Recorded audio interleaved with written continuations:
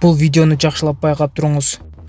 Жүрөк ушун алган селде үйдүн агызып бара жатканын көрдүңүзбү? Аллахтын кудурети ушунчалык күчтүү. Ушундай чоң апаатты бир заматта келтирет. Бул окуя Американын Нью-Мексико штатында болгон. Ош шаарында бүгүн болуп көрбөгөндөй жаан жап, көчөлөрдө ушундай дайрадай болгон суулар каптады. Аллах ушундай кырсыктардан жана сел апааттардан баарыбызды сактасын.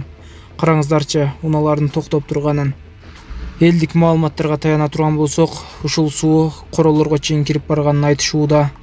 Жаан чачындан улам алыс сапарларга, ойноп же болбосо мес алууларга барбай туруңуздарды суранабыз. Себеби жаанда толук сел жүрүшү мүмкүн. Буга чейин социалдык тармактарда Мушкер Канаткелдибеков жардамга муктаж деген видеолорду көрсөңүз керек. Биз анын азыркы учурдагы абалын билип кайттык. Мени 2-3 күн ооруканада байлап коюшту. Мендей болуп оорубагыла. Мындай оорун эч кимге каалабайм. Азыр жашоо менен күрөшүп жатам дейт ал. Барганда байлап койду. Баарын түшүндүм, ал жерге кирген кишини байлап кирет экен. Мындайча айтканда жиндиканага жатып чыктым. Эмнеге жаткырдыңар деп сурадым. 3 күн байланып жаткандан кийин мен баарын түшүндүм деди ал.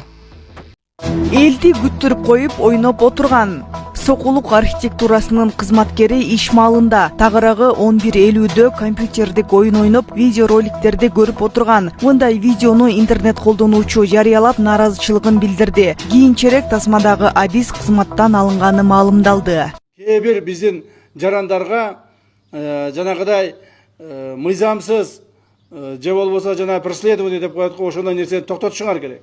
Андай болбош керек. Эч качан бир дагы адам күнөөсү жок жазаланбаш керек. Күнөөсү жок жазаланып калса бир адам, баарыбыздын күнөөбүз болот. Биздин күнөөбүз болот. Биздин иштеги жетишпегендигибиз болот. Ошондуктан могул жерде жалаң жаштар турасыздар. Келечекте көптөгөн үмүттөндүргөн, мамлекетке кызматты кылууга шыктанып турган жаштар турасыңар. Силерге дагы бир жолу айтып кетерим. Жана талап этерим. Мыйзамсыз бир да адам жоопко тартылбаш керек. Бирок мыйзамдын чегинде мыйзам бузгандарды баарын жооп тартууга милдеттүүсүңөр. Анан мыйзам бузган адамдарды дагы тааныш тамыр, билиш же болбосо дагы жерде иштеп туруп, мыйзамдан четтетип койбогулагын. Себеби мамлекетибизде башкы биздин максатыбыз мамлекетте мыйзамдуу тартипти орнотуу. Эң биринчи мамлекеттик кызмат адамдарынын арасындагы тартипти орнотуу. Эгерде биз өзүбүз тартиптүү болсок, өзүбүз мыйзамды сактасак, сыйласак, жана ошо менен жашай турган болсок, башка эл бизди карап эле өздөрү